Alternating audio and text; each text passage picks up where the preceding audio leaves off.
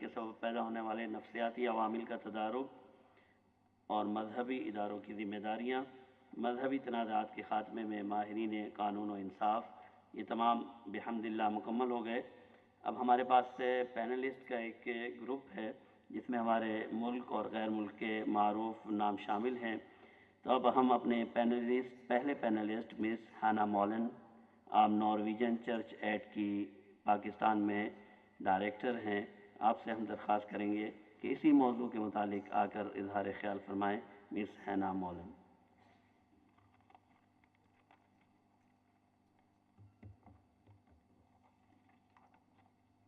Thank you very much, and I'm honestly very honored and humbled to be here amongst you. I am not a religious leader, I am not a scholar, I am a practitioner of peace building, and I wanted to share some perspectives on this.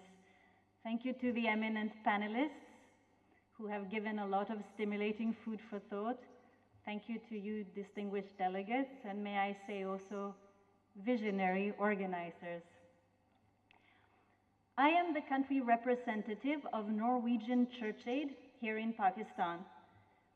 Norwegian Church Aid, NCA, is a faith-based development and humanitarian organization working in more than 20 countries around the world. Peace building through interfaith dialogue is one of our core activities, and we carry out these activities in many troubled countries around the world: Afghanistan, Myanmar, Syria, Palestine, and also here in Pakistan. For the past 10 years, we have been engaging with religious leaders here in Pakistan, mainly Muslim, Hindu, Christian, and Sikh. The aim of engaging these leaders is to build trust between religious leaders and to strengthen the cooperation between the religious communities to be better educated about each other's religions, and also to find ways to resolve any conflicts in a non-violent way.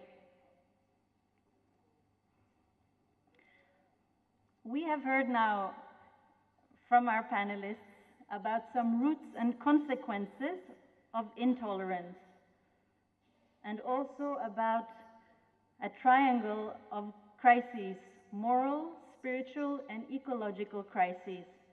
And perhaps that engaging first with spiritual crises could solve the other problems we are facing. Also, we have been reminded of the Universal Declaration of Human Rights and various human rights instruments, such as the International Covenant on Civil and Political Rights, from someone who is an activist and deeply engaged in this, and someone who dares to say in such a forum that he is not himself a religious person, and still finding links between the deep faith of trying to alleviate human suffering. Also, I will not mention, but interesting to hear stimulating thoughts about India and Pakistan relations, and what are some risks of mixing religion and state.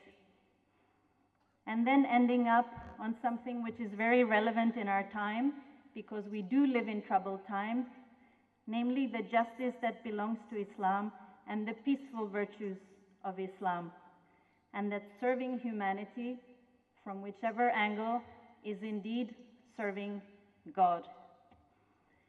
I will not speak long, but I wanted to reflect a little bit on a question that I am thinking often about regarding this method or practice of interfaith dialogue. Very often I ask myself, when we talk about interfaith dialogue, what are we talking about? What is the topic of discussion? There can be many topics, and there can be many reasons for coming around the table as religious leaders to engage in interfaith dialogue. And maybe way too often, the purpose has not been specifically defined, and even more often, the topic at hand is religion.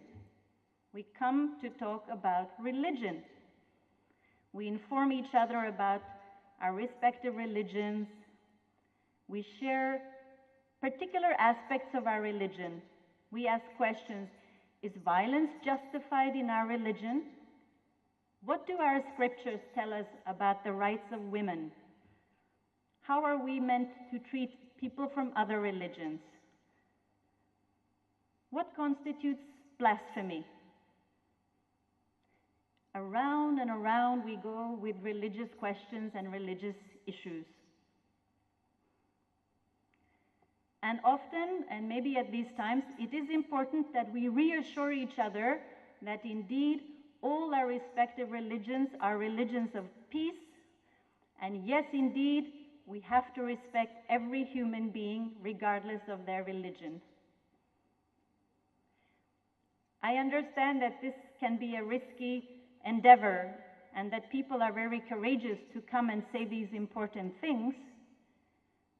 But could it also be that the more we talk about the peacefulness of our religions, the more provocative it becomes when we walk out the door and these things are not practiced? After a while, the dialogue we have called interfaith dialogue may become predictable, just a flat ritual, and sounding hollow.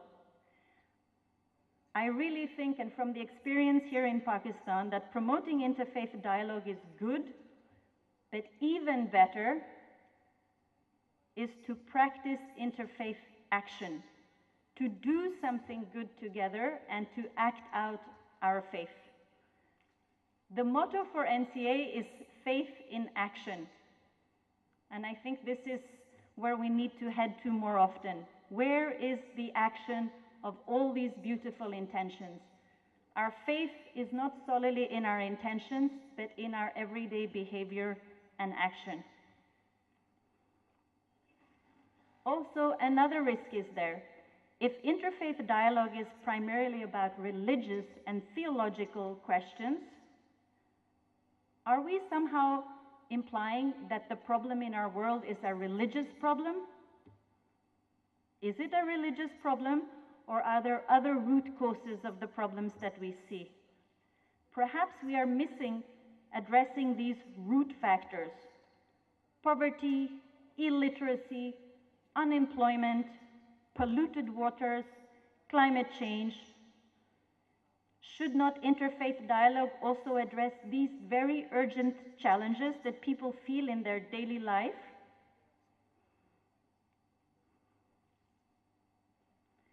Might non-religious topics be better suited to building trust between leaders and communities of different faiths?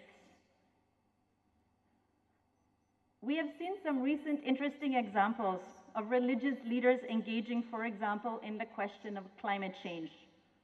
The planet is at risk, and I don't only mean the Pope, who in May this year published his encyclical on climate change.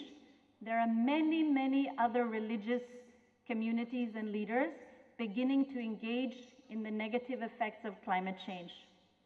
One concept that is coming up is something called green jihad, Muslims engaging for the environment. In Istanbul in August, there was an Islamic summit on climate change and a declaration on how these Muslim leaders will engage in trying to improve the lot of people who are losing their lives and livelihood because of climate change.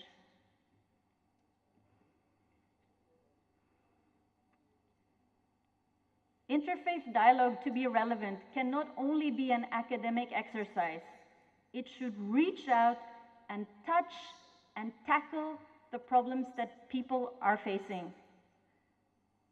That, I think, would be the way to building real trust and real engagement.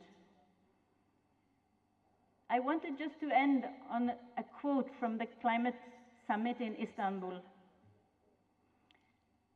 Faith communities are challenged to take action to stop the desecration of nature and the destruction of God's creation.